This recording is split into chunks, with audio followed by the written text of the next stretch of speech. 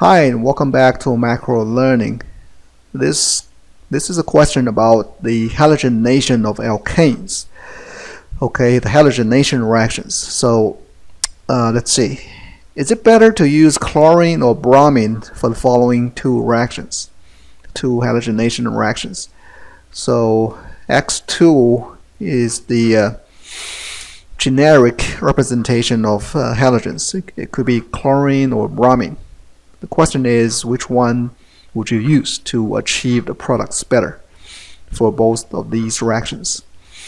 Would you rather use chlorine or bromine? So let's see. So what's the point here? Why are we, here we go. Why are we even asked? Why do we really care? It all comes down to selectivity of bromine and chlorine in terms of halogenation reactions. Because if you look at this first reaction here, what happens is, besides this product that's shown in here, there are a number of other possible products that can be obtained in the same reaction. And that's because the starting material, starting alkane, has got more than one type of reactive hydrogen. Okay, oops. Okay, there are these primary hydrogens that can be displaced by the halogen, chlorine or bromine. There's this third degree or tertiary hydrogen, and there are all these secondary hydrogens.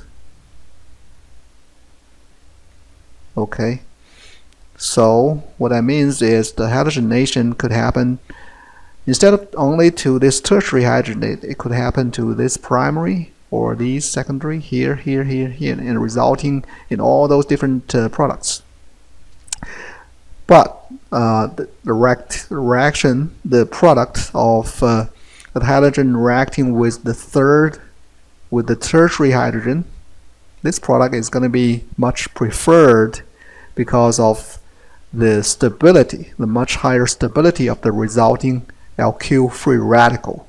Okay, without going into much details about the mechanism, that's why this tertiary halide is the much preferred product. But that doesn't answer the question, does it?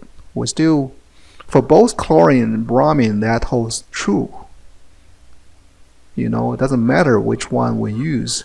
This tertiary halide is always going to be the preferred product, but it's preferred to different degrees depending on if we use chlorine or if we use bromine. So what happens is bromine is more selective, and that's because it's less reactive, right? Prefer yellow color for this one. Bromine less reactive, so it's more selective. And chlorine, for chlorine, is the opposite. It's more reactive, so it's less selective. So why is this? It's just the way it works, you know, because bromine is less reactive. It would love the other party in the reaction to be even more reactive. The more reactive it is, the happier the bromine will be, because it's less reactive. So that means the ratio of this major product over the side products formed by the attack of halogen to these other hydrogens, that ratio is going to be even higher than in the case of chlorination.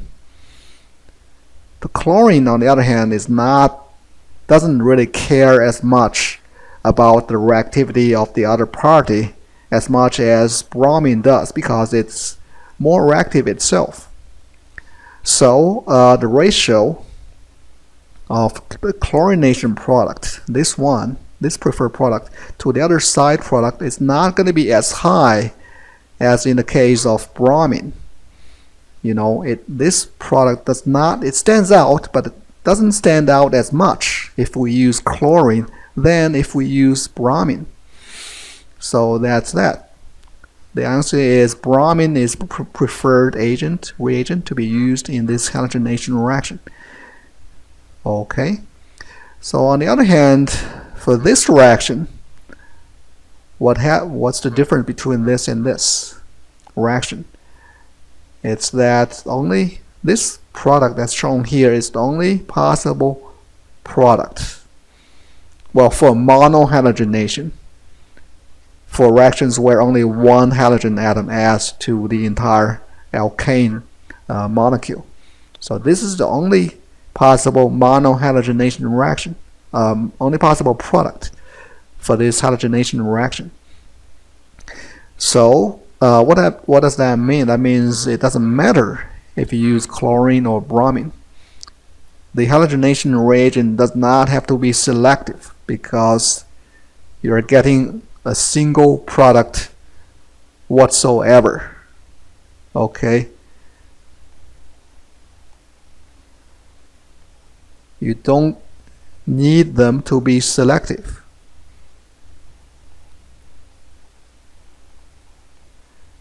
And so which one do you use? It just depends on how you feel, because bromine is less reactive, but it's easier to handle.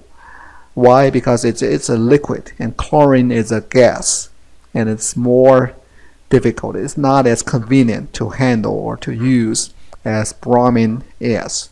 So it just depends, but reaction wise there's just no difference, or selectivity wise, let's say, you know, you're still getting this single product whichever halogen you use.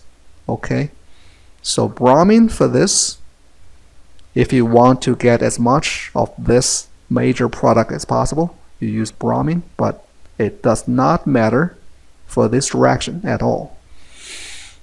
Alright, okay, thank you very much. That's it for today. Please subscribe to my channel or visit MacroLearning.com. Any comments, questions, any doubts about my problems and solutions, you can just email me or call me. Okay, thank you. See you next time.